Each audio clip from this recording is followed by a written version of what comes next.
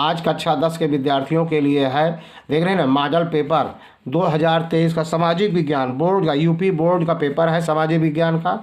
ठीक है, हिंदी और इंग्लिश वर्जन में, मतलब भाषा में लिखा गया है, अंग्रेजी हिंदी में वही चीज़। पेपर कोड है 825 EY पिछले वर्ष का, मतलब पेपर में कोई परिवर्तन नहीं हुआ है। जिस प्रकार पिछले वर्ष पेपर हुए थे उसी प्रकार से इस वर्ष भी पेपर होंगे। देख रहे हैं ना, बिल्कुल हूबहू पेपर आएगा। आप इसको देख लीजिए क्वेश्चन कैसे आए थे, कुछ क्वेश्चन रिपीट हो सकते हैं, आपको मनोबल बढ़ेगा। बिल्कुल आपको पूरा का पूरा ध्यान देना चाहिए। ये निर्देश दिए गए हैं, निर्देश हम नहीं पढ़ रहे हैं, पूरा अपना निर्देश पढ़ लेंगे, निर्देश एक तरह अच्छी तरह से पढ़ लेंगे। देख रहे हैं ना, इस तरह से टर्नओवर आया है कि पेपर को पलटिए। पेपर कोड है 825 EY, पिछले वर्ष का पेपर है 2023 का 24 में आप एग्ज़ाम देने जा रहे हैं सामाजिक विज्ञान का। बिल्कुल आपको पेपर प्रतिदिन एक न एक बोर्ड का पेपर आपको मिलता रहेगा। ये भी निर्देश आपको लिखा गया अंग्रेजी में, देख लीजिए। अब पार्ट ए देखिए, अब इसमें लिखा गया है नीचे दिए प्रश्नों के प्रत्येक प्रश्न के 4 विकल्प दिए गए हैं, सही उत्तर पर सही OMR पर पत्रक पर चिन्हित करें। फिर कारण निम्नलिखित में से कौन सा 1804 के नेपोलियन कोड में नहीं जोड़ा गया था? 4 विकल्प है। पहला विकल्प जन्म से प्राप्त विशेषाधिकार नहीं जोड़ा गया था, देख रहे हैं ना। दूसरा है, इसी का अंग्रेजी वर्जन है। फिर अब हम अगला क्वेश्चन लेते हैं। अगला क्वेश्चन है, फ्रांस की क्रांति कब हुई थी? 1789 ईस्वी में। विकल्प बहुविकल्पी OMR वाला मैं हल कर दिया हूँ, बता दे रहा हूँ, बाकी स्वयं अपना करेंगे, एक बार देख लेंगे, बहुत ही महत्वपूर्ण है। कमेंट आ रहा था। 1861 में एकीकृत इटली का सम्राट किसे घोषित किया गया? इमैनुएल द्वितीय, पहला विकल्प सही है। अगला है, बेल्जियम कहाँ स्थित है? बेल्जियम जो है यूरोप में स्थित है। 5वां क्वेश्चन है, 1929 में आर्थिक महामंदी का मुख्य कारण क्या था? अत्यधिक निवेश, देख रहे हैं ना। अगला 6वां है, अफ्रीका में रेंडर पेस्ट क्या था? एक बीमारी थी, देख रहे हैं ना, एक बीमारी थी। अधिक से अधिक शेयर करेंगे, पूरा वीडियो देखेंगे। अगला क्वेश्चन लेते हैं। अगला क्वेश्चन लेंगे भाई, क्या है अगला क्वेश्चन? निम्नलिखित में से कौन सा राज्य सूची का विषय है? इसको आप देख लेंगे, 4 विकल्प है, कौन सा सही है। जहाँ तक हम जानते हैं राज्य सूची का विषय व्यापार है। एक राज्य से दूसरे राज्य का व्यापार आपस आंतरिक जो करते हैं, यही व्यापार है, देख रहे हैं ना। इसको अब देख लेंगे। अगला है, निम्नलिखित में संघात्मक शासन कहाँ नहीं है? तो श्रीलंका में संघात्मक शासन नहीं है। अगला है 9वां है, निम्नलिखित में किसका संबंध लोकतंत्र से नहीं है? बहुसंख्यकों का शासन लोकतंत्र से संबंधित नहीं है।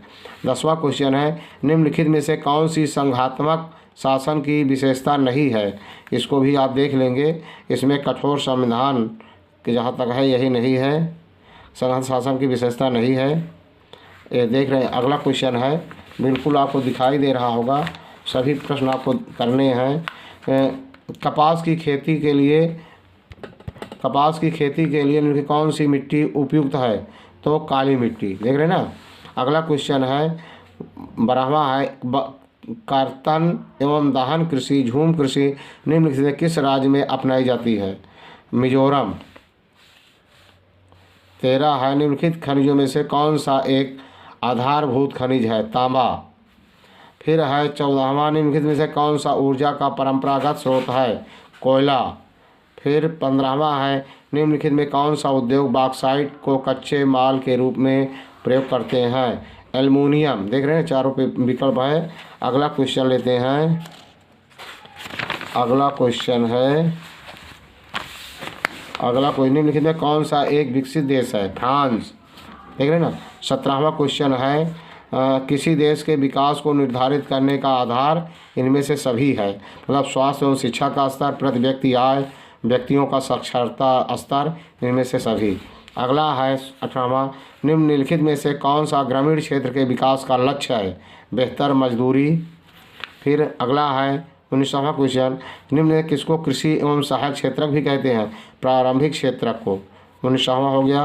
20वां क्वेश्चन लेते हैं। बिल्कुल एक भी क्वेश्चन नहीं छोड़ना है, आपको पूरा अटेम्प्ट करना है। निम्नलिखित में किस वर्ष में उपभोक्ता सुरक्षा अधिनियम पारित किया गया? तो 1986 ईस्वी में पारित किया गया था। फिर दूसरा है वर्णनात्मक पार्ट 2, पार्ट बी वर्णनात्मक फर्स्ट, देख रहे हैं ना, निर्देश पढ़ रहे हैं। पहला क्वेश्चन है, प्रौद्योगिकी ने वैश्वीकरण की प्रक्रिया को किस प्रकार बढ़ावा दिया है, उदाहरण सहित स्पष्ट कीजिए। अथवा प्रथम विश्व युद्ध के पश्चात होने वाली आर्थिक महामंदी का भारत पर क्या प्रभाव पड़ा। देख रहे ना। अगला पहला दूसरा है क्वेश्चन इसका, भारत में संघीय शासन की किन्हीं दो विशेषताओं का विवेचना कीजिए। अथवा सत्ता की साझेदारी क्यों आवश्यक है, व्याख्या कीजिए। देख रहे ना। अगला क्वेश्चन लेते हैं, तीसरा क्वेश्चन, इसको छोड़ना नहीं है, एक भी प्रश्न नहीं छोड़ना है। तीसरा, भारत में भूमि उपयोग के प्रमुख प्रारूपों की विवेचना कीजिए। अथवा संसाधन नियोजन की आवश्यकता क्यों पड़ती है, इस हेतु कोई 3 उपाय सुझाइए। देख रहे ना। फिर है तीसरा क्वेश्चन है, आर्थिक गतिविधियों को उजागर की परिस्थितियों के आधार पर कैसे वर्गीकृत किया जा सकता है। राष्ट्रीय ग्राम रोजगार गारंटी अधिनियम 2005 पर एक संक्षिप्त टिप्पणी लिखिए। चौथा क्वेश्चन है, इसका भाग आ गया, अगला भाग वर्णनात्मक पार्ट 2 दूसरा भाग है। ये कह रहा है 55 नेपोलियन कौन था, उसके सुधार क्या थे, उसके सुधारों का क्या प्रभाव पड़ा। सविनय अवज्ञा आंदोलन का क्या अर्थ है, इसे क्यों चलाया गया, इसका क्या प्रभाव पड़ा। देख रहे हैं। अगला क्वेश्चन इसमें का। फिर है छठवां क्वेश्चन, बिल्कुल वीडियो को पूरा देखेंगे, स्किप नहीं करना है, अधिक से अधिक शेयर करना है। भारत में कभी कभी चुनाव जातियों पर ही निर्भर करते हैं, क्यों, इस स्थिति से छुटकारा पाने के सुझाव दीजिए। लोकतांत्रिक शासन व्यवस्था अन्य शासन व्यवस्थाओं से बेहतर है, कारणों को स्पष्ट कीजिए। फिर किसी अर्थव्यवस्था में कृषि का क्या महत्व है, किसी अर्थव्यवस्था में कृषि का क्या महत्व, बहुत वेरी वेरी इंपॉर्टेंट क्वेश्चन। चावल की खेती हेतु उपयुक्त भौगोलिक दिशाओं की विवेचना कीजिए, प्रमुख उत्पादन क्षेत्रों का उल्लेख कीजिए। अरे भाई, ये 2024 जो आप परीक्षा देने जा रहे हैं, ये 2023 का पेपर है, तो ये जिस स्टेट जैसे उत्तर प्रदेश है, किसी ब्लॉक में आया होगा, दूसरे ब्लॉक में इतना बड़ा उत्तर प्रदेश है, 5 प्रकार का पेपर छपता है, तो जिसके यहाँ आया था पेपर, उसके यहाँ तो कोई मान लीजिए नहीं आएगा, उसके अगल बगल 2-4-10 विद्यालय में, उसके बाद अन्य विद्यालयों में या अन्य खंड में जहाँ पर नहीं आया था या क्वेश्चन तो जा सकता है, रिपीट हो सकता है, 10-5 क्वेश्चन तो आ सकते हैं। इसलिए अनदेखा नहीं करेंगे, पूरा देखेंगे, समझेंगे। फिर अगला है अथवा चावल की खेती है तो उपयुक्त भौगोलिक दिशाओं की विवेचना कीजिए तथा भारत में किन्हीं 3 प्रमुख उत्पादन क्षेत्रों का उल्लेख कीजिए। 7वां है, इसी का वर्जन हो गया। 8वां, वैश्वीकरण किसे कहते हैं, वैश्वीकरण को संभव बनाने वाले कारकों की विवेचना कीजिए। अथवा उपभोक्ता के अधिकारों से आप क्या समझते हैं, उपभोक्ता सुरक्षा अधिनियम 1986 को उपयोगिता की भी विवेचना कीजिए। 8वां है इसका वर्जन। फिर 9वां क्वेश्चन इसमें लेते हैं, मानचित्र संबंधी प्रश्न है, मैंने इसको तो हल कर देता लेकिन देखने में बहुत समय लगता। देखिए इसमें आके निम्नलिखित स्थानों को भारत में दिए गए रेखा मानचित्र में चिन्ह द्वारा दर्शाइए। नाम सही नाम पर तथा सही अंकन के लिए 1/2 अंकन, मतलब आप नाम बता देते हैं तो आधा स्थान नंबर मिल जाएगा आपको, और आधा अगर चित्र में दिखा देते हैं तो पूरा नंबर हो गया। वह स्थान जहाँ 1927 में भारतीय राष्ट्रीय कांग्रेस का अधिवेशन हुआ। दूसरा, वह स्थान जहाँ गांधी जी ने नमक बनाना प्रारंभ किया। वह स्थान जहाँ सूती मिल श्रमिकों ने सत्याग्रह किया।